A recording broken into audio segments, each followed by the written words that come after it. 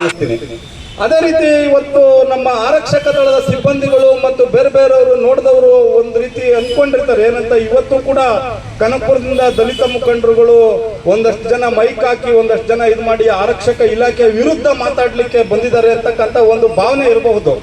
ಆದ್ರೆ ನಾನು ಇವತ್ತು ವಿಶೇಷವಾಗಿ ಪೊಲೀಸ್ನವ್ರಿಗೆ ನಾನು ಬೈಯಕ್ಕಾಗ್ಲಿ, ಪೊಲೀಸ್ನವ್ರನ್ನ ಖಂಡನೆ ಮಾಡೋಕ್ಕಾಗ್ಲಿ, ಪೊಲೀಸ್ ಇಲಾಖೆಯನ್ನ ನಾನು ಅಪಮಾನಿಸಕ್ಕಾಗ್ಲಿ ನಾನು ಖಂಡಿತ ಬಂದಿಲ್ಲ. ಅವ್ರಿಗೆ ಒಂದು ಅಭಿನಂದನೆಯನ್ನ ಸಲ್ಲಿಸಬೇಕು ಅನ್ನೋ ಕಾರಣಕ್ಕೂ ಬಂದಿದ್ದೀವಿ. ಯಾಕೆ ಅಂತ ಹೇಳಿದ್ರೆ ಸ್ನೇಹಿತರೆ, ನಾನು ಮೊದಲನೇದಾಗಿ ಈ ಜಿಲ್ಲೆಯಿಂದ ಎಲ್ಲ ದಲಿತ ಸಂಘಟನೆಗಳ ಒಕ್ಕೂಟದ ಮೂಲಕ ಮಾನ್ಯ ಕೇಂದ್ರ ವಲಯದ IGP ಸಾಹೇಬರಾಗಿರ್ತಕ್ಕಂಥ ಲಾಬೋರಾಮ್ ಸಾಹೇಬರಿಗೆ ನಾನು ಈ ಜಿಲ್ಲೆಯ ಪರವಾಗಿ ಆತ್ಮೀಯವಾದಂಥ ಹೃತ್ಪೂರ್ವಕವಾದಂಥ ಕೃತಜ್ಞತೆಗಳನ್ನು ಸಲ್ಲಿಸ್ತೀನಿ. ಕಾರಣ ಏನು ಅಂತಂದ್ರೆ, ಈ ಘಟನೆ 21ನೇ ತಾರೀಕು ಒಂದು ಬೀಭತ್ಸಕರವಾದಂಥ ಘಟನೆ ಮಳಗಾಳು ಗ್ರಾಮದಲ್ಲಿ ಅನೀಶ್ ಕುಮಾರ್ ಅಂತಕ್ಕಂಥ ವ್ಯಕ್ತಿಯ ಮೇಲೆ ಹಲ್ಲೆ ಆಯಿತು. ಅನೀಶ್ ಕುಮಾರ್ ಅವರ ವ್ಯಕ್ತಿಯ ಮೇಲೆ ಹಲ್ಲೆ ಆದಂಥ ಸಂದರ್ಭಕ್ಕೆ ಅಲ್ಲಿಗೆ ನಮ್ಮ ರಾಮನಗರ ಜಿಲ್ಲಾ SP ಸಾಹೇಬರಾಗಿರ್ತಕ್ಕಂಥ ಕಾರ್ತಿಕ್ ರೆಡ್ಡಿ ಸಾಹೇಬರು ಬಂದಿದ್ರು, ಮತ್ತು ಚನ್ನಪಟ್ಟಣ ಉಪವಿಭಾಗದ ಸಾಹೇಬರಾಗಿರ್ತಕ್ಕಂಥ KC ಗಿರಿ ಅವರು ಬಂದು ಸ್ಥಳದಲ್ಲಿದ್ರು.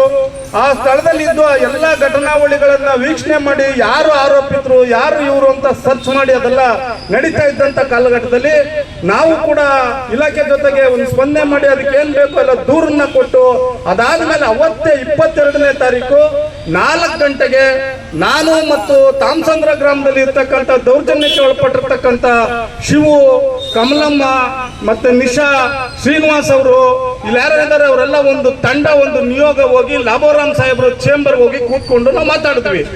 ಘಟನೆಯ ತೀವ್ರತೆನೇ ಅವರು ಗೊತ್ತಿರಲಿಲ್ಲ, ಏನೇನಾಗಿದೆ ಅಂತಕ್ಕಂಥದ್ದು ಘಟನೆಯ ತೀವ್ರತೆಯನ್ನು ಅವರು ಅಷ್ಟು ಕ್ಲಿಯರ್ ಆಗಿ ತಿಳ್ಕೊಂಡಿರ್ಲಿಲ್ಲ.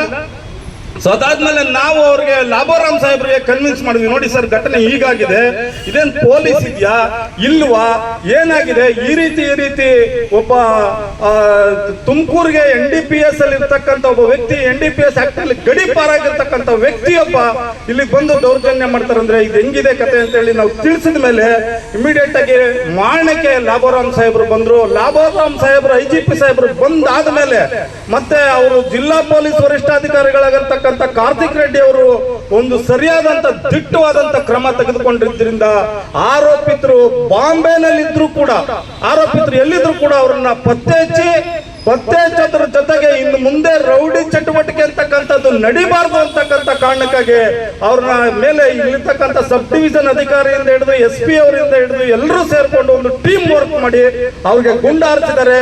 ಆ ಗುಂಡಾರಿಸೋದ್ರ ಮೂಲಕ ಒಂದು ರೌಡಿಸಂಗೆ ಪ್ರವೇಶ ಮಾಡ್ತಕ್ಕಂಥ ಹುಡುಗರು ಏನಾಗುತ್ತೆ ಅಂತಕ್ಕಂಥ ಒಂದು ಸಂದೇಶವನ್ನ ಕೊಟ್ಟಿದ್ದಾರೆ. ಅದಕ್ಕಾಗಿ ನಾನು ರಾಮನಗರ ಜಿಲ್ಲಾ ಪೊಲೀಸರನ್ನ ವಿಶೇಷವಾಗಿ ಈ ಸಂದರ್ಭಕ್ಕೆ ನಾನು ಅಭಿನಂದಿಸ್ತೀನಿ.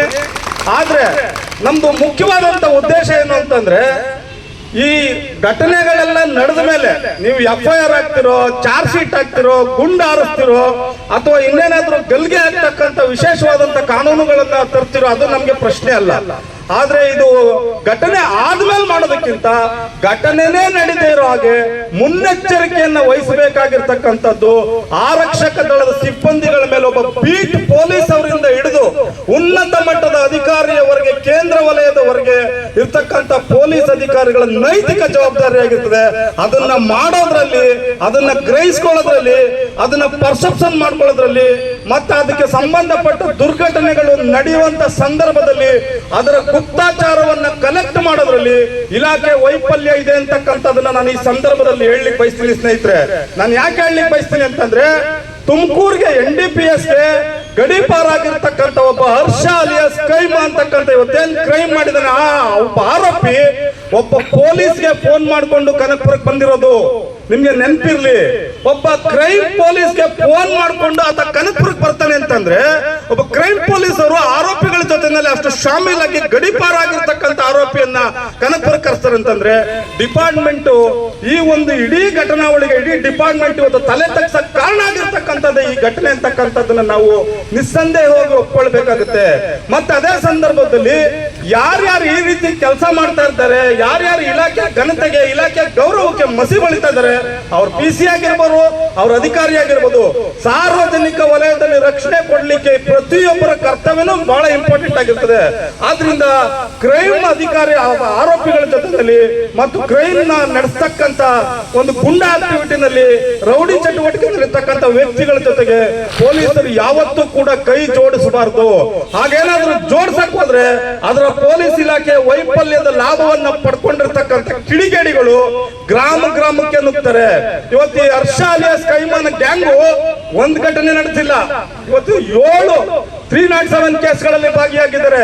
ಕಿರಣ ಅಂತಕ್ಕಂಥವ್ರೊಬ್ಬನ ಮೇಲೆ ಮಾಡಿದ್ದಾರೆ, ಗೋಪಾ ಅಂತಕ್ಕಂಥವ್ರೊಬ್ಬನ ಮೇಲೆ ಮಾಡಿದ್ದಾರೆ, ಸಾಗರ ಅಂತಕ್ಕಂಥವ್ರ ಮೇಲೆ ಮಾಡಿದ್ದಾರೆ, ಅನೀಶಾ ಅಂತಕ್ಕಂಥವ್ರ ಮೇಲೆ ಮಾಡಿದ್ದಾರೆ, ಮತ್ತೆ ಬಾಣಸ್ಮಾನಮ್ಮ ಬಡಾವಣೆಯಲ್ಲಿ 2 307 ಮಾಡಿದ್ದಾರೆ.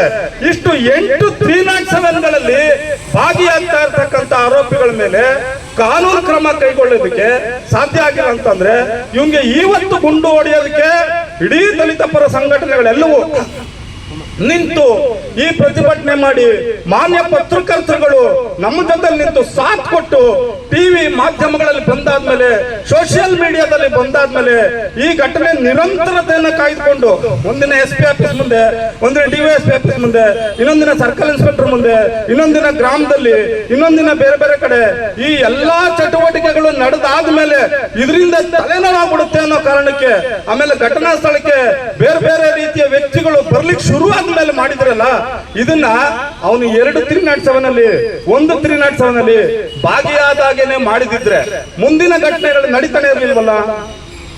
ಸೊ ಆದ್ರಿಂದ ಘಟನೆಗಳು ಯಾವಾಗ ನಡೆದಾದ್ಮೇಲೆ ಮಾಡೋದಕ್ಕಿಂತ ನಡೆಯೋದಕ್ಕೆ ಮುಂಚಿತವಾಗಿ ಮುನ್ನೆಚ್ಚರಿಕಾ ಕ್ರಮಗಳನ್ನ ಕೈಗೊಳ್ಳಬೇಕು ಅಂತ ಹೇಳಿ ನಾನು ವಿನಂತಿ ಮಾಡ್ತೀನಿ. ಇದೇ ನಮ್ಮ ಸರ್ಕಲ್ ನಲ್ಲಿ ನಮ್ಮ TT ಕೃಷ್ಣ ಸಾಹೇಬ್ರಿದ್ರು. ಆ TT ಕೃಷ್ಣ ಸಾಹೇಬ್ರಿದ್ದಾಗ ಎಲ್ರಿಗೂ ವಿಶ್ವಾಸನೂ ಆಗಿದ್ರು, ಎಲ್ರಿಗೂ ಕ್ರಿಮಿನಲ್ಸ್ ಗಳೇ ಕಂಟಕರು ಆಗಿದ್ರು. ಬಹಳ ಜನ ಅಧಿಕಾರಿಗಳಿದ್ದಾರೆ, ಎಲ್ರಿಗೂ ವಿಶ್ವಾಸಿಗಳಾಗಿದ್ರು, ಎಲ್ರಿಗೂ ಕಂಟಕರು ಆಗಿದ್ರು. ಇದೇ ಸಬ್ ಡಿವಿಷನ್ ಅಲ್ಲಿ ಮಧುಕರ್ ಶೆಟ್ಟಿ ಸಾಹೇಬ್ರು ಕೆಲಸ ಮಾಡಿದ್ದಾರೆ. ಮಧುಕರ್ ಶೆಟ್ಟಿ ಸಾಹೇಬ್ರು ಕೆಲಸ ಮಾಡತಕ್ಕಂತ ಸಂದರ್ಭದಲ್ಲಿ ಒಂದೇ ಒಂದು ಘಟನೆ ಯಾರೇ ಒಬ್ಬ ಆರೋಪಿತರ ಪರವಾಗಿ ಉನ್ನತ ಮಟ್ಟದವರು, ಆಳುವ ವರ್ಗದವರು, MLAಗಳಿರ್ಬೋದು, MP ಗಳಿರ್ಬೋದು, ಯಾರೇ ಇರ್ಬೋದು, ಹಲೋ ಅಂತೇಳಿ ಫೋನ್ ಎತ್ತುತ್ತಾ ಇರಲಿಲ್ಲ. ದೌರ್ಜನ್ಯಕ್ಕೆ ಒಳಪಟ್ಟವರು, ದನಮೇಸ ಹುಡುಗರು, ಕಳೆ ಕೀಳವರು ಮಧುಕರ್ ಶೆಟ್ಟಿ ಸಾಹೇಬ್ರಿಗೆ ಫೋನ್ ಮಾಡ್ತಿದ್ರು. ಮಧುಕರ್ ಶೆಟ್ಟಿ ಸಾಹೇಬ್ರು ಅರಳಾಳ್ ಗ್ರಾಮದಿಂದ ಕೋಡಿಹಳ್ಳಿ ಮಾರ್ಗವಾಗಿ ಅಲ್ಲ ಹೋಗ್ತಾ ಇರ್ತಾರೆ. ಆ ಸಂದರ್ಭದಲ್ಲಿ ಅರಳಾಳ್ನಲ್ಲಿ 2 ಟೀಮ್ಗಳ ಮಧ್ಯೆ ಘಟನೆ ನಡೆಯಕ್ಕೆ ಎಲ್ಲ ಸಿದ್ಧತೆ ಮಾಡ್ಕೊಂಡ್ಬಿಟ್ಟಿರ್ತಾರೆ. ಆ ಸಿದ್ಧತೆ ಮಾಡ್ಕೊಂಡ್ಬಿಟ್ಟು ಮಚ್ಚು ಕೊಡ್ಲಿಗಳೆಲ್ಲ ಮಸ್ಕೊಂಡ್ಬಿಟ್ಟಿರ್ತಾರೆ. ಆ ಸಂದರ್ಭದಲ್ಲಿ ಅವ್ರು ಹೋಗ್ತಾ ಇದ್ದಂತ ಕಾರನ್ನ ನಿಲ್ಲಿಸ್ತಾರಲ್ಲಿ. ಆ ಘಟನೆಯನ್ನು ಗ್ರಹಿಸ್ಕೊಂಡಿರ್ತಾರೆ. ಯಾವ ರೀತಿ ಗ್ರಹಿಸ್ಕೊಂಡಿರ್ತಾರೆ ಅಂತ ಗೊತ್ತಿಲ್ಲ. ತಕ್ಷಣ ಅಲ್ಲೇ ಕಾರ್ ನಿಲ್ಲಿಸಿ ಆ 2 ಗ್ಯಾಂಗ್ ಅವ್ರು ಏನು ರೆಡಿ ಮಾಡ್ಕೊಂಡಿದ್ರು ಹೊಡೆದು ಅವ್ರನ್ನ ಒಂದು ಗ್ಯಾಂಗ್ ನ ಒಳಗಡೆ ಕಳಿಸ್ತಾರೆ. ಅದೇ SC STಗಳ ಮೇಲೆ ಮಾರಣ ಹೋಮ ನಡೆಸಬೇಕಾಗಿತ್ತಲ್ಲ, ಆ ಮಾರಣ ಹೋಮ ನಡೆಸಬೇಕಾಗಿತ್ತಂತ SC STಗಳಿಗೆ ಅಲ್ಲೇ ಬೀಡು ಬಿಟ್ಟು ಪೊಲೀಸ್ ಹಾಕಿ ರಾತ್ರಿ 12 ಗಂಟೆಗೆ ಅವ್ರಿಗೆ ಇಡ್ಲಿ ತರಿಸ್ಕೊಂಡು ಫುಟ್ಪಾತ್ ನಲ್ಲಿ ಬೋರ್ವೆಲ್ ನೀರನ್ನ ಸ್ವತಃ ಮಧುಕರ್ ಶೆಟ್ಟಿ ಅವರು ಒತ್ಕೊಂಡು ಬಿಸ್ಲರಿ ನೀರು ತರಿಸ್ಕೊಳ್ಳಿಲ್ಲ, ಕುಡಿದು ಅವರು ಡ್ಯೂಟಿ ಮಾಡಿದ್ದಾರೆ. ನಾನು ಕಣ್ಣಾರೆ ಕಂಡಿರ್ತಕ್ಕಂಥ ಸಾಕ್ಷಿ ಅದು ಘಟನೆಗೆ. ನಾನೇ ಕಣ್ಣಾರೆ ನೋಡೋದು. ನಾಟಿ ಕೋಳಿ ಕುಯಿಸ್ತಿದ್ರು ಅವತ್ತು, ಮನಸ್ಸು ಮಾಡಿದ್ರೆ ಎಲ್ಲ ಪೊಲೀಸ್ನವರು. ಆದ್ರೆ ಅವರು ಫುಟ್ಪಾತ್ ಇಡ್ಲಿ ತರಿಸಿ ಬಿಸ್ಲರಿ ವಾಟರ್ ತರಿಸ್ಕೊಳ್ಳಿಲ್ಲ, ಬೋರ್ ನೀರನ್ನ ಸ್ವತಃ ಒಬ್ಬ ಕಾನ್ಸ್ಟೇಬಲ್ ಕೈಲಿ ಒತ್ತಿಸ್ಕೊಳ್ಳಿ ಸ್ವತಃ ಅವರೇ ಒತ್ಕೊಂಡು ಕುಡಿದಿದ್ದಾರೆ. ಇಂತ ಮಧುಕರ್ ಶೆಟ್ಟಿ ಅವರು ಕೆಲಸ ಮಾಡಿರ್ತಕ್ಕಂಥ ಈ ಸಬ್ ಡಿವಿಷನ್ ಅಲ್ಲಿ ಒಂದು ಘಟನೆಗಳನ್ನ ಗ್ರಹಿಸ್ಕೊಳ್ತಕ್ಕಂಥ, ಪರ್ಸೆಪ್ಷನ್ ಮಾಡ್ಕೊಳ್ತಕ್ಕಂಥ ವಿಚಾರ ಪೊಲೀಸರ ನೈತಿಕತೆಗೆ ಒಳಪಟ್ಟಿರ್ತಕ್ಕಂಥದ್ದು. ಅದನ್ನ ಕ್ರಿಮಿನಲ್ಸ್ ಗಳಿಗೆ ಮತ್ತು ಗೂಂಡಾಗಳಿಗೆ ಯಾರಿಗೆ ಸಪೋರ್ಟ್ ಕೊಟ್ರೆ ಸಮಾಜದ ಸ್ವಾಸ್ಥ್ಯ ಹಾಳಾಗುತ್ತೆ. ಸೊ ಇವತ್ತು ತಾವಿರ್ಬಹುದು, ನಾಳೆ ಇನ್ನೊಂದು ಕಡೆಗೆ ಹೋಗ್ತೀರಾ, ನಿಮ್ಮ ಒಂದು ಚಹರೆ, ನಿಮ್ಮ ಹೆಸರು ಅಜರಾಮರವಾಗಿ ಈ ಜಿಲ್ಲೆನಲ್ಲಿ, ಈ ಸಬ್ ಡಿವಿಷನ್ ನಲ್ಲಿ, ಒಂದು ಠಾಣೆನಲ್ಲಿ ಇರಬೇಕು ಅಂತಂದ್ರೆ ನೋಡ್ರಿ, ಘಟನೆನ ತಡೆಗಟ್ಟಕ್ಕೆ ಸರ್ಕಲ್ ಇನ್ಸ್ಪೆಕ್ಟರ್ ಬೇಕಾಗಿಲ್ಲ, ಘಟನೆ ತಡೆಗಟ್ಟಕ್ಕೆ ಯಾರೋ DYSP ಸಾಹೇಬ್ರು ಬೇಕಾಗಿಲ್ಲ, ಘಟನೆ ತಡೆಗಟ್ಟಕ್ಕೆ SP ಸಾಹೇಬ್ರು, ಅಡಿಷನಲ್ SP ಸಾಹೇಬ್ರು, IGP ಸಾಹೇಬ್ರು, ADGP ಸಾಹೇಬ್ರು, DGP ಸಾಹೇಬ್ರು ಅಲ್ಲ. ಘಟನೆ ತಡೆಗಟ್ಟತಕ್ಕಂಥದ್ದು ಖಾಲಿ ಕಾನ್ಸ್ಟೇಬಲ್ ಕೈಲಿರುತ್ತೆ. ಯಾವ ಘಟನೆ ಬೇಕಾದ್ರೂ 4 ಜನ ಕಾನ್ಸ್ಟೇಬಲ್ ಭದ್ರವಾಗಿ ನಿಂತ್ಕೊಂಡ್ರೆ ಯಾವ ಘಟನೆ ಬೇಕಾದ್ರೂ ತಡೆಗಟ್ತಾರೆ ಅವರು. ಅಷ್ಟು ಕೇಪಬಿಲಿಟಿ ಕರ್ನಾಟಕ ಪೊಲೀಸರಿಗಿದೆ.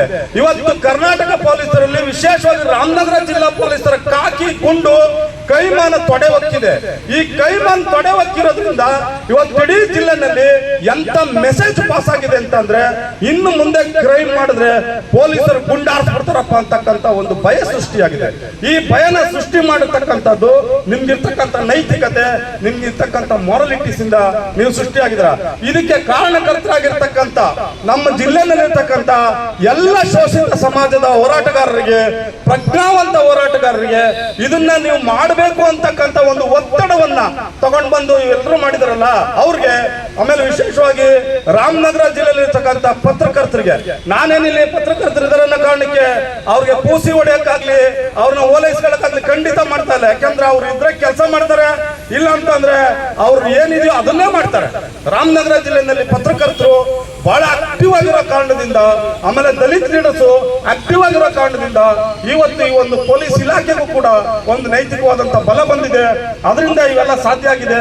ಅದನ್ನ ಇನ್ನು ಮುಂದೆ ಈ ರೀತಿಯ ಘಟನೆಗಳಾಗದೇ ಇದ್ದಂಗೆ ಮಾಡಬೇಕು ಅಂತಕ್ಕಂಥದ್ದು ಒಂದನೇ ವಿಚಾರವನ್ನ ಹೇಳ್ತಾ, ಇನ್ನು ಎರಡನೇದಾಗಿ ತಾಮಚಂದ್ರ ಸರ್ಕಲ್ ನಲ್ಲಿರ್ತಕ್ಕಂಥ ಬೋವಿ ಕಾಲೋನಿಯ ಮೇಲೆ ದೌರ್ಜನ್ಯ ನಡೆದು ಇಲ್ಲಿಗೆ ಸರಿಸುಮಾರು 1 ತಿಂಗಳಾಗ್ತಾ ಬರ್ತಾ ಇದೆ. ಆ 1 ತಿಂಗಳಲ್ಲಿ 4 ಜನ ಆರೋಪಿಗಳನ್ನ ಅರೆಸ್ಟ್ ಮಾಡಿದ್ರೆ, ಊರಲ್ಲಿದ್ರು, ನೀವು ಅರೆಸ್ಟ್ ಮಾಡಿ ಹಾಕಿದ್ದೀರಾ. ಮಂಜ ಅಂತಕ್ಕಂಥ ಒಬ್ಬ ಇದೇ ರೀತಿಯ ಕ್ರಿಮಿನಲ್ ಇದುವರೆಗೂ ಸಿಕ್ಕಿಲ್ಲ. ನಿಮ್ಗೆ ಎಷ್ಟು ಕಿಲೋಮೀಟರ್ ದೂರದಿದ್ದಾನೆ ಮಂಜ? ಎಷ್ಟು ಕಿಲೋಮೀಟರ್ ದೂರದಿದ್ದಾನೆ ಅಂತ ಪೊಲೀಸರು ಗೊತ್ತಿಲ್ವಾ? ಎಷ್ಟು ಕಿಲೋಮೀಟರ್ ದೂರದಿದ್ದಾನೆ? ಕನಕಪುರದಿಂದ ಎಷ್ಟು ಕಿಲೋಮೀಟರ್ ದೂರದಿದ್ದಾನೆ ಅಂತ ಗೊತ್ತಿದೆ ನಿಮ್ಗೆ. ಅವನ್ನ ಯಾಕೆ ಹಿಡ್ಕ ಬರ್ತಾ ಇಲ್ಲ? ಅವನನ್ನ ಕ್ರಿಮಿನಲ್ಸ್ ಅನ್ನ, ನಿಜವಾದ ಕ್ರಿಮಿನಲ್ಸ್ ಅನ್ನ ಹಿಡಿದು ಒಳಗಡೆ ಹಾಕಿ, ಆಗ ಪೊಲೀಸ್ ಇಲಾಖೆಗೆ ಒಂದು ಗೌರವವನ್ನು ಬರುತ್ತೆ, ನಿಮ್ಮ ಕಾರ್ಯದಕ್ಷತೆಗೆ ಒಂದು ಗೌರವ ಬರುತ್ತೆ.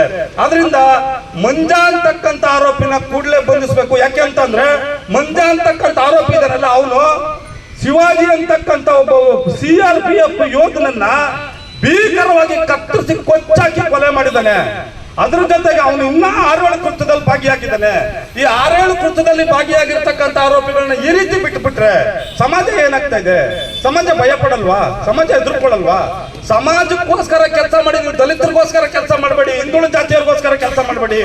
ಆಮೇಲೆ ವಿಶೇಷವಾಗಿ ನಾನು ಒಂದೇ ಒಂದು ವಿಚಾರವನ್ನ ಹೇಳಿ ನನ್ನ ಮಾತನ್ನ ಮುಗಿಸ್ತೀನಿ ಸ್ನೇಹಿತರೆ.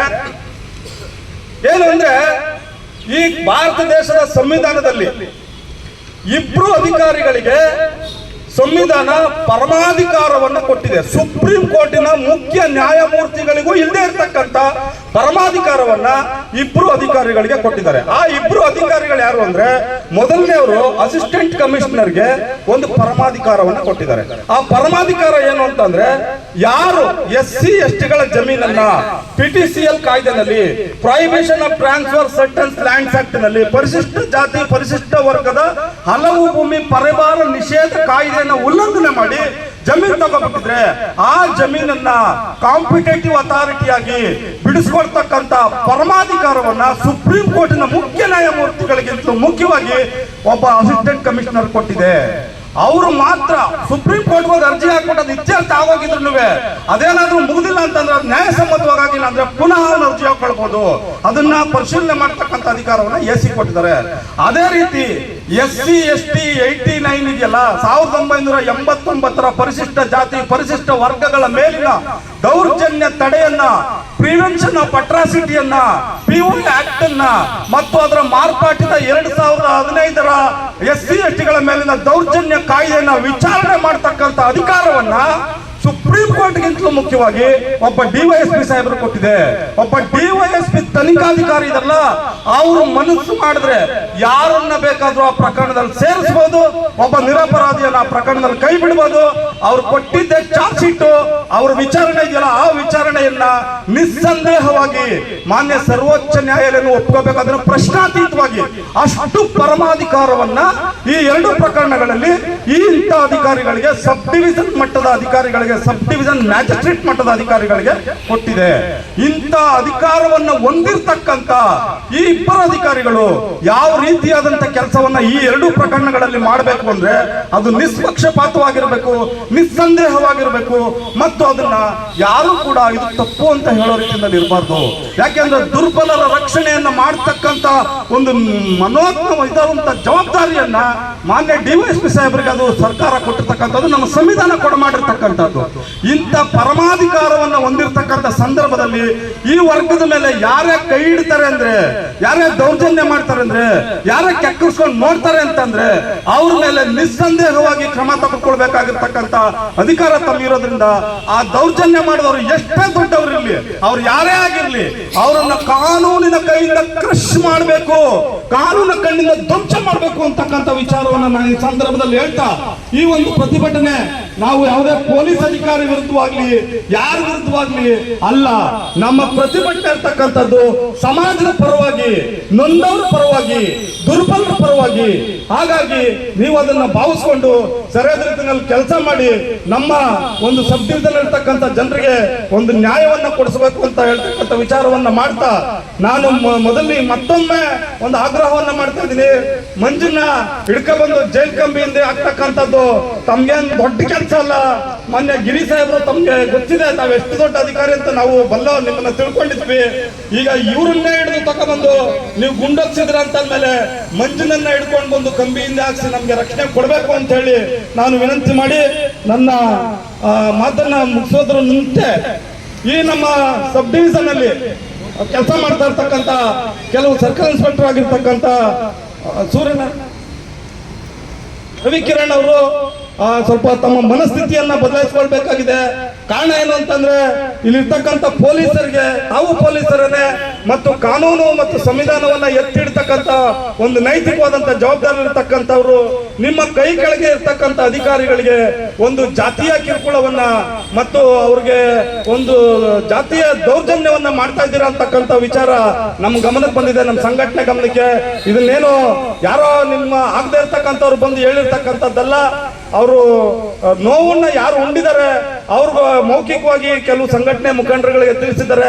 ಆದ್ರಿಂದ ದಯಮಾಡಿ ಇಂಥ ಮನಸ್ಥಿತಿಯನ್ನ ಬದಲಾವಣೆ ಮಾಡ್ಕೊಳ್ಬೇಕು ಅಂತಕ್ಕಂಥದ್ದನ್ನು ಕೂಡ ನಾನು ಈ ಸಂದರ್ಭದಲ್ಲಿ ಹೇಳ್ತಾ ಇದ್ದೀನಿ. ಯಾಕೆಂತಂದ್ರೆ ಇಂಥ ಒಂದು ಮಹತ್ವದ ಇಲಾಖೆಯಲ್ಲಿ ಇರ್ತಕ್ಕಂಥ ತಾವು ಈ ಅಸ್ಪೃಶ್ಯತೆ ಅಂತಕ್ಕಂಥದ್ದು, ಈ ಜಾತಿ ವ್ಯವಸ್ಥೆ ಅಂತಕ್ಕಂಥದ್ದು ಸಮಾಜದ ವಿಷಭರಿತ ಕಳೆ ಇದ್ದಂಗೆ. ಈ ಸಮಾಜದ ವಿಷಭರಿತ ಕಳೆಯನ್ನ ತೆಗೆದುಹಾಕಬೇಕಾಗಿರ್ತಕ್ಕಂಥ ನೀವೇನೆ ಈ ಒಂದು ಸಮಾಜದಲ್ಲಿ ಈ ರೀತಿಯ ಘಟನೆಗಳಿಗೆ ಅವಕಾಶ ಮಾಡಿಕೊಡ್ತಕ್ಕಂಥದ್ದು ತಪ್ಪು ಅಂತಕ್ಕಂಥ ವಿಚಾರವನ್ನ ಹೇಳ್ತಾ ಈ ಸಂದರ್ಭದಲ್ಲಿ ಮಾತಾಡ್ಲಿಕ್ಕೆ ಅವಕಾಶ ಕೊಟ್ಟಂತ ತಮ್ಗೆಲ್ರಿಗೂ ಹೊಂದಿಸಿ ನನ್ನ ಮಾತನ್ನ ಮುಗಿಸ್ತೀನಿ. ಜೈ ಭೀಮ್, ಜೈ ಭಾರತ್.